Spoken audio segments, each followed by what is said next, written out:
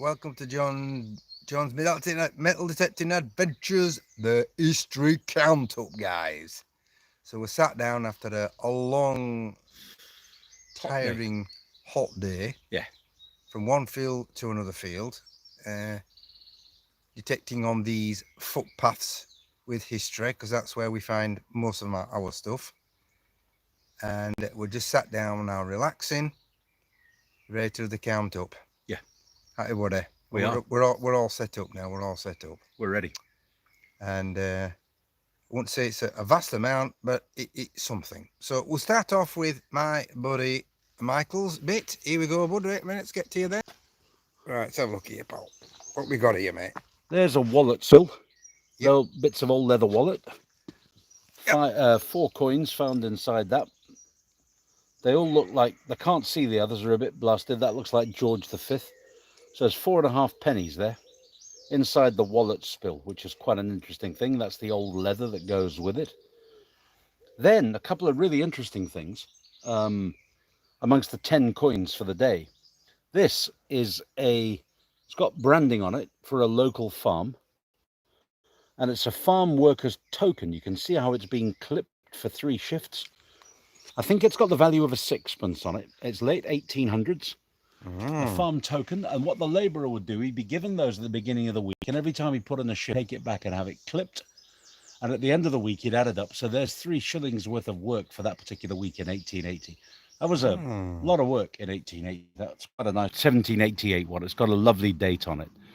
We looked at it through artificial intelligence to find out the info on that. Could be known as a druid's token, so we're quite pleased with that.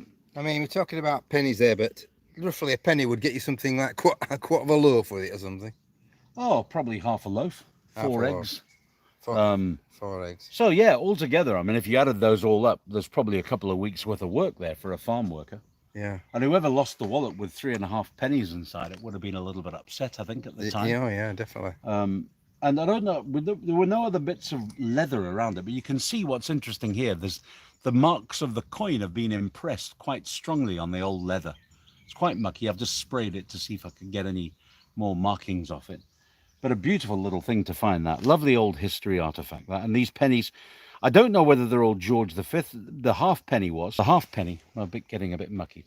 You can probably see George V's head on there if I reflect it around a little bit. Yeah, George, yeah. Yeah, so they're all probably around the early 1905, 1910, 1913 era. But you also got Elizabeth the second halfpenny, have you not? An 1958 Elizabeth halfpenny. Yeah, so what would that get you? Packet of crisps. Okay. So all in all, there's a few pints of beer there, a few bags of crisps, and maybe a couple of cinema tickets in the very early days. You never know. Oh, that's good. Or at least a ticket from here to Leeds on the train. That would have been a hell of a treat. So, whichever way you look at it, that 6pence could well have been a bag of sweets, a little luxury bag of sweets for a child. So if it was a kid that lost it, they'd have been crying all the way home, thinking of halfpenny. Right, buddy. You know what they say? They used to say in Lancashire, keep your hand on your halfpenny. And whoever lost this one didn't do that. Right, so we're going to do mine now. Let's then, have a look at yours then. Go on. There he goes. Okay. I think he was scratching his back. He wasn't giving us the finger there, John, was he? And whatever it were, he's probably done some sort of a late delivery or pickup. Lovely mullet on the man there. Well, not bad. It matched the horse. Right. So now that we got past the mullet, Okay. right, what you got? Look at this here, man. Look at that for some sort of water pipe gadget, solid brass. That'll go in the brass bucket. That's a bowl of peas at our farm dinner. So probably about late 20th century, early 20th century. Yeah. And then we have a Victorian gas tap. Yeah. That's what that is. So feeding gas at the time. So in the Victorian times they had gas. I think what's interesting about that as well is that this stuff was found in the middle of a field in the middle of the countryside, and you think, well, how the hell did it get there? But don't forget that when things broke down, the farmers dragged them into the middle of the field. They've had a big bonfire. Yeah, that's right. And they've just dragged in all the bits and bobs, and it would have come out of the old bonfire bit. So the wood's all burnt, but the brass and copper taps have remained. It's a pity that, because that could have been reused. I think it's a pretty little thing, that. Uh, You're going to polish it up nicely. Get the wife to polish it up at home for you, John. That's a good thing. And you can give her a ring. so a stainless steel nut. Right. Won't go on that one. No, we're not going to do the nuts. So there we go. We got £1.21. So that'll go to the bank, clean up. You can't see the year on your pound there, can you? No, I can't really see. It'd be probably 1998 or something, 1999 or something like that. Something like that. That's what it'll be. So, and then we have a penny, probably Victorian penny. It's a bit naffed. A sticky Vicky. Yeah, and then we've got another half penny there. Yep. Sort of 18th century half penny. So when they were earning something like, I think, a shilling a day, and the 12 shillings in a pound, it's a few things you can buy. Probably a pint with that, more than likely, in the 18th century. And of course, then we've got the silver now. Come on, then, show us your silver. Look at that silver. Look at that, man. Florin, 1933. Good condition, that as well. You showed me that in the isn't it? field. It's lovely. Cracking, is that? Lovely. All the shields on as well. Yeah. So, George V, Defender of the Faith, Emperor of India. That's right. That's his title on there in Latin. And this is, and you could buy a pint a day for a week with that.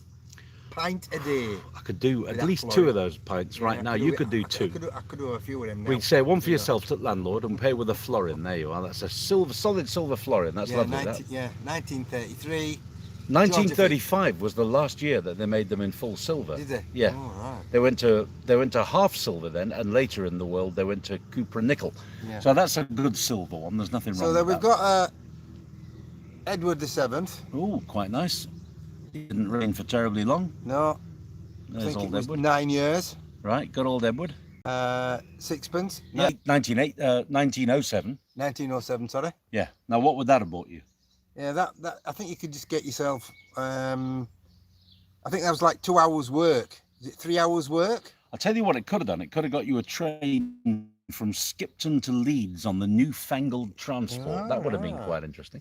Yeah. Probably one way. Yeah, you might. Was it a dozen eggs? A dozen eggs. A dozen eggs. Yeah. That's what you could have got with that. So whoever lost that's going to be fairly upset at that time, weren't they? It is a good buying power, isn't it? No, it is, really? and it was as well. So Yeah.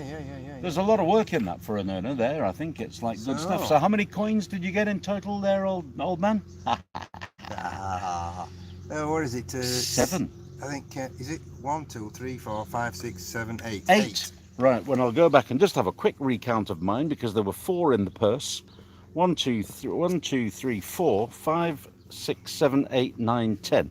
Although 8 coins and 2 tokens, which is actually quite interesting. But you know what? So if you look at that, between us, we got 18 coins. Yeah. In the middle of a very hot summer's day. The ground's starting to dry out. It's clouding over a bit now, and I hope that the heat wave that we've just had is going to be over, because if it rains, it softens up the soil. But I tell you what was lovely, when we found the old stile and the footpath down at the bottom of this ancient farm, where we found most of the coins, including the coin spill, the best part about that was the fact that no one had ever been on that field before.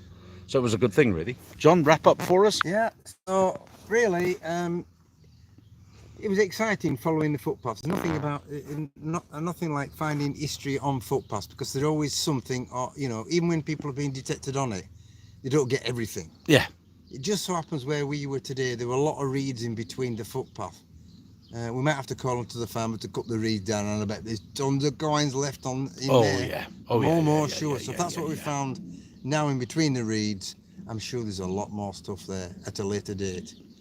But all I can say is thanks for watching. Don't forget to subscribe to my channel. Press the notification button so you know when we do an uploaded video. And catch you on the next adventure.